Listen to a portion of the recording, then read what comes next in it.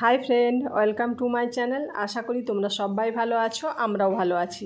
তো আমি আর আমার মেয়ে রেডি হয়ে গেছি, আর আমার বড়ও রেডি হয়ে গেছে। তো বাইক বার করছে, আমরা যাব বাঁকুড়া। তো আমি আর যেতে যেতে ভিডিও করা হবে না, ওই জন্য আমি একটু দেখিয়ে দিলাম, তারপরে একদম বাঁকুড়ায় যেয়ে তোমাদের সাথে দেখা হচ্ছে। চলো। তো একদম পৌঁছে গেছি বাঁকুড়াতে, আমার দাদার বাড়িতে।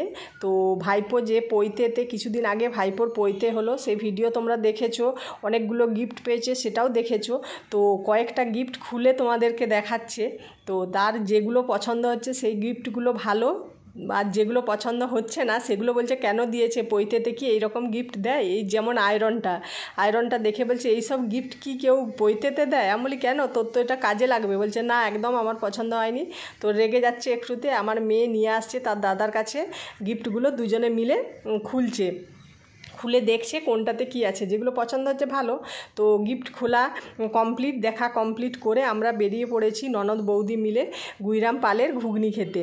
তো আমি বাঁকুড়া এলেই গুইরাম পালের ঘুগনি আমার খেতেই হবে, না হলে আমার বাঁকুড়া আসাটা মনের দিক থেকে শান্তি হয় না। তো আমি যতবার আসি বাঁকুড়াতে ততবার আমি গুইরাম পালের ঘুগনি খাই। আর তোমরা অনেকেই জানো যে বাঁকুড়াতে বিখ্যাত গুইরাম পালের ঘুগনি। দেখে নাও, খুব সুন্দর একদম ব্যাপার। শাল পাতায় ঘুগনিটা দেখেই বুঝতে পারছো, অসাধারণ টেস্ট। তো এটা মটনের হয়, চিকেনের নয়।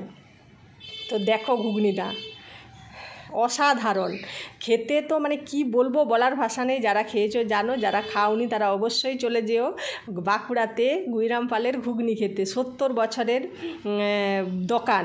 তো এখানে আমি খাচ্ছি আর বৌদিকে বলছি দারুণ ব্যাপার একটা, শাল পাতায় চামচ দিয়ে দারুণ। যাই হোক, তোমরা ভালো থেকো, সুস্থ